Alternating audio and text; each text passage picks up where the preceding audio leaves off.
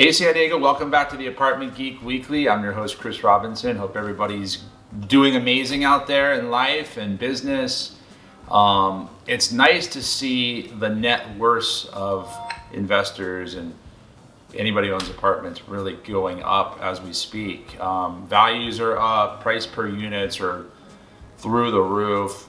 Cap rates seem to get more and more compressed. I always have to inverse that with gross rent multipliers being higher and higher than I've ever seen. And it's an amazing market out there, and we're in July of 2021 now. And today I wanted to chat a little bit about something I've always kind of preached about, why San Diego is the place to own and why I don't really like going out of area. And it's not like it's a bad reason or a bad thing to do, and I don't want to seem like I know everything about the whole country, because I don't.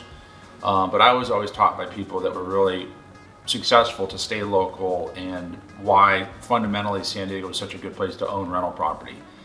And I've talked to a lot of people recently that have been looking to buy, basically are frustrated with California and San Diego, but based out of here. And they've been going to other states in the US to look for more opportunities, whether that's Texas, a lot of people in Salt Lake City, Utah, because of the accessibility there, Florida. I've heard a lot of people out there looking at real estate. And what we're seeing, it's unbelievable. We're seeing the cap rates in those markets. I call them tertiary markets or secondary markets. It's not like they're not next to the Pacific Ocean and all the good things we have here with San Diego.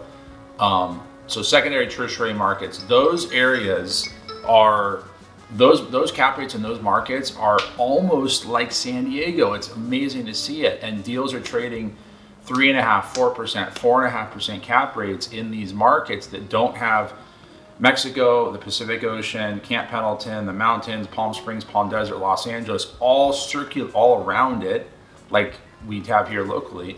So it's amazing, and people are still buying these assets. Arizona is a real good example. Obviously, it's a state that's close to us, where cap rates are maybe a hair more attractive than San Diego, but virtually almost the same. I mean, a little bit more attractive, but is it really worth going into a different state, a different area, to get maybe a little bit more return? I don't think it is. And the title of this episode today is good value in San Diego. And I think what's happening, it's kind of coming back full circle, is now I'm looking at real estate here in San Diego, and I'm thinking, you know what? I think the value here is pretty good. And yes, price per units are 300, 350, 400,000 a unit now, if it's closer to the beach.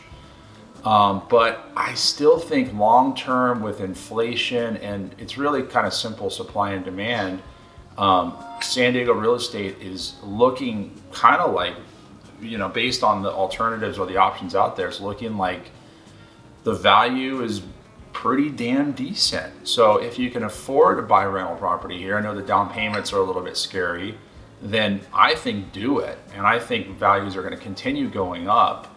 And that's not just some sales pitch to get people to try to buy real estate, but that's, I think, the reality. And the thing with out of state, and I actually learned this term from an associate investor I know, swing trade. I think these other outside markets, Texas, Florida, some of these places I mentioned, anywhere really, that doesn't have the fundamentals of San Diego. And you could go say, well, this is where the companies are moving and the businesses are moving.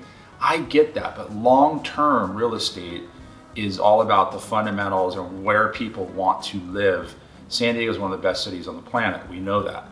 But swing trade is like, I can see opportunity in some of these markets to get in, maybe value out of an asset, and then get out, maybe pull the money back to San Diego, get in and out. I think there's maybe some opportunities there.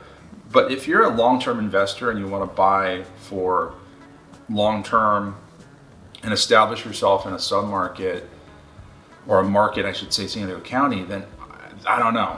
I think that's my only asterisk, is swing trade is like this kind of you trade into another area, maybe do well there, you ride the the wave up and then you sell and kind of get out. The problem with these other markets is, and I've heard about this happening decades before I was even in the business. I got into the business in 2002. Things get overbuilt and there's a ton of construction, even though the price to build right now is super expensive.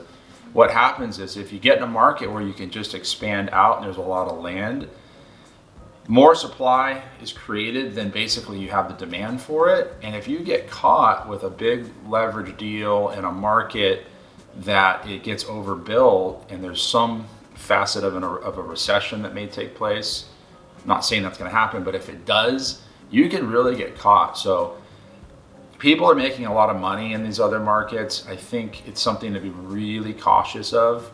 And because of all the people that have left California or looking out of area, you're seeing the cap rates get really compressed. And is it really worth it? I would almost stay here and just try to find something in San Diego that is a decent, it's going to be a thin return, but at least you have a ton of upside. It's a predictable market. There's zero land, not zero, but very little land out there to build on. So that's my 2 cents. I think San Diego is coming back, not coming back, but we're coming back kind of full circle. And I'm going, you know what? Based on the returns across the country and how low they are, San Diego is actually looking like a pretty good buy value-wise with all the beautiful things that we have going on here. It's 75 degrees out today. So that's my 2 cents. And I'm really happy. I want to throw this out there and hopefully this helps people. I'm starting to see a lot of the municipalities around town, whether it's the city of Chula Vista, Escondido, Vista, San Diego, giving landlords money for delinquent tenants that have basically racked up, they're in the hole and they owe whatever it is, $5,000, $10,000 or more. These cities are helping landlords and giving them money, direct deposit into the bank accounts. It's paperwork. So if you have tenants that are late or delinquent and they owe you money, reach out to the contacts, who's typically contacts with the city, and get the tenant and you on the same page as far as filling out paperwork. And then the city's been pretty responsive in paying landlords, including myself, for these tenants. And in some cases, they're paying 100% of the balance. Actually, in one case, they not overpaid, but they paid a little bit more than was even owed to the landlord. So that's my 2 cents. Let me know what you think.